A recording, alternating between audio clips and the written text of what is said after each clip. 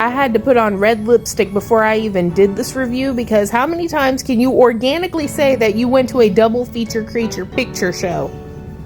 So here's how I spent my afternoon. First, I went and saw Talk to Me, and as soon as that was over, after about an hour and a half, I moseyed on over to the Haunted Mansion, where it overlapped by about 5 minutes, but I didn't miss anything, and I had a good-ass time. First, I watched Talk to Me, because I'm the type of person who needs a goofy after the scary, just to, calm myself down.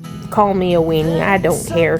But anyway, so they say it's the scariest movie of the decade on the commercial. I wouldn't call it the scariest movie of the decade.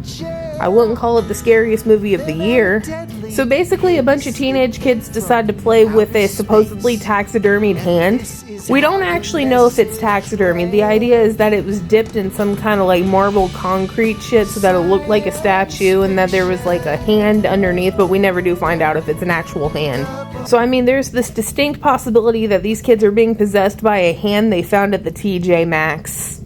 But it's basically this dysfunctional friends group. I don't understand why any of them are friends.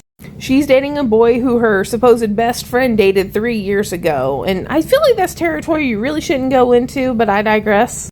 But they let the little brother play with the Spirit Halloween store hand, and then he gets possessed by this ghost whose only parlor trick is slamming this kid's head against anything solid.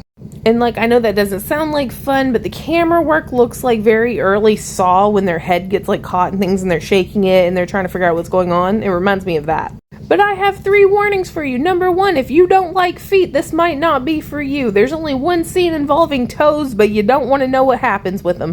Number 2, if you live in existential dread, or if you have a fear of the afterlife, the ending's gonna fuck with you. Frankly, I'm afraid of the dark.